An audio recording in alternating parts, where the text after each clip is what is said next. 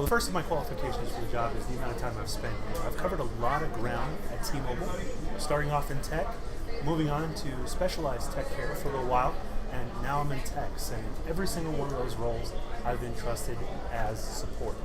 It means not only have I performed well, I've also been trusted as somebody who can share information well.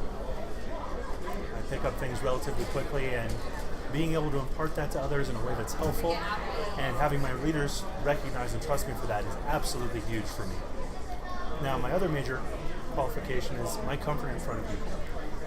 In general, I like to perform. I came up as a singer, sung solos in front of as many as 1,500 people, and also in front of a jury of the 5 chairs of the department of the university. Both of those are high-pressure situations, but in general, I'm comfortable in front of groups of people. I kind of like to hear myself talk sometimes. I even started streaming one of my favorite card games, doing commentary as well, just because I wanted to share it and I kind of wanted to talk. So those are both huge strengths to be able to help out with this job, and something I'm looking forward to bringing to the team. So what really made me want to be a TA is my experience recently with the Intro to L&D program. It was just an absolutely enriching experience. I got to learn a lot more about working with new hires, but also with existing employees. And I studied to be a teacher once upon a time about 15 years ago. I was going to be a music teacher. I sing. So getting in front of a group of people and, for lack of a better term, performing was just absolutely incredible for me. I enjoyed it immensely, and the fact that this job would give you the opportunity to do things like that on a more everyday basis would be absolutely outstanding. So that's why I want to be a TA. My greatest accomplishment here at work was getting chosen for techs. It was a big deal for me to be part of the ground floor to kind of help shape things from the very beginning, and being chosen for that was huge. You had to have the right percent to goal. You also had to have the right temperament to be chosen for that, and being there was a huge honor and a huge accomplishment for me, I think. Now, the biggest accomplishments that I've had since that honor, one of the first, and the reason I got Mr. David here for you, is through my record keeping and diligence when it came to numbers and just attention to detail, we were able to find a bug in Tom that was preventing half the United States from reporting properly out of lines, which is a huge deal in text. So it was great to be able to put that effort in there, and then thanks to David for pushing the football across the finish line. All the credit goes to Marty. I mean, we were asked in a team of experts early on to utilize Tom as it's never been used before, and perform orders that it's never been used before. And if it weren't for Marty keeping such great detailed notes and record keeping, we wouldn't have realized that Tom was never set up to even calculate SPPH. For those of you that know, in the Gen Care tech, team of experts world, SPPH is one of our primary metrics. And thanks to Marty and that example, he got that fixed within 1 month of us really utilizing Tom. So no frontline were impacted, and there was just a greater buy-in with us using Tom the way that it was being asked to use. So great work, Marty. All the credit goes to you, sir.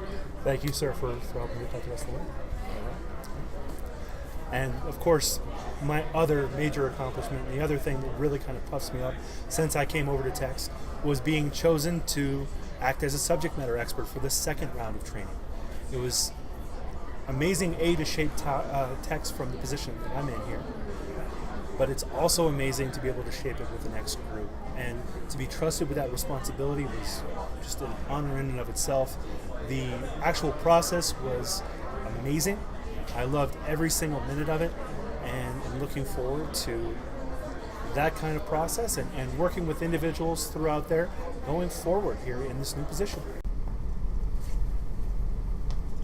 So I think some of the most important behaviors when it comes to teaching new hires and existing employees is respect. One, you got to respect that everybody earned the right to step into that chair. They did something in their interview process, they had skills they brought to the game, and it's very important to make sure you keep that in mind. So respecting what got them there in the first place. Also, when it comes to existing employees, when doing CEs, respecting their experience is huge. Everybody came in here and does their job. Everybody comes in to do a good job every day. And if you don't take that into account, you don't really give everybody the equal footing and the solid footing that you need to in order to help them succeed. Now, the other thing that you're going to need that I think anybody needs for both circumstances here is attention. Okay? You need to be able to make sure that you can keep an eye on the room and double check, okay, this person here and this person here, their body language says that A, they're not bored because they're so far ahead, or B, they're not so far behind that they're lost. Now, there's going to be some circling back from individuals here and there, and there's always going to be some people who learn faster than others. But being able to take the temperature of the room and having that attention is absolutely paramount. You never want to go forward until you have your information covered properly, but at the same time, you've got your time goals to get things done, and it's important that you do so. So I should be selected to this role first and foremost because I have a passion for training. Now, I know you're going to hear that a lot from a lot of these videos here, and it still needs to be said. I do have a passion for what we're doing here. Now, what am I going to bring to the team? First, in order to help the team succeed, I've already done a little bit. I managed to create a Excel spreadsheet that helped out. I was doing TCC for Jenny Chapman's class, and they were doing a MyVOC game where they were measuring, predicted MyVOCs and checking the next morning, but everything was being done longhand. And I thought, well, that's a little silly. You can do that automated.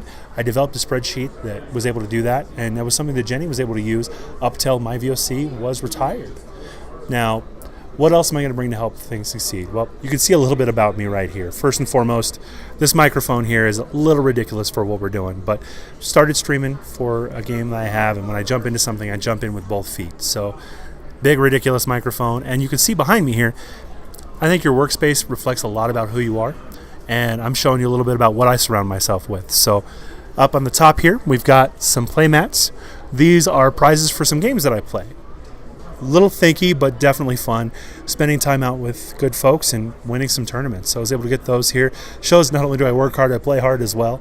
I have a lot of fun. And then, of course, closest to my monitor, what I really spend the most time with, pictures of my two small children here, TJ and Joshua, and of course my wife. Nice wedding photo of us. And of course the Rubik's Cube in the middle because, well, I can't get away from how nerdy I am. But I do have fun. When it comes to my availability, that really comes down to these two and the little one who's sleeping. Recently, my wife has taken to be a stay-at-home mom. She does a phenomenal job. TJ, did she take good care of you? Yeah. That does give me the schedule flexibility that you're looking for. I can be available anytime, day or night. Just a little bit of notice so I can make sure I get home and spend time with this little guy. But as far as that kind of thing goes, I'm wide open. Thank you to my loving wife for being available for all this. Yeah. What do you think? I don't care what you do. She doesn't care what I do. All right. TJ, what do you think? I think it's good. You think it's good? I think it's good too. Bedtime? What?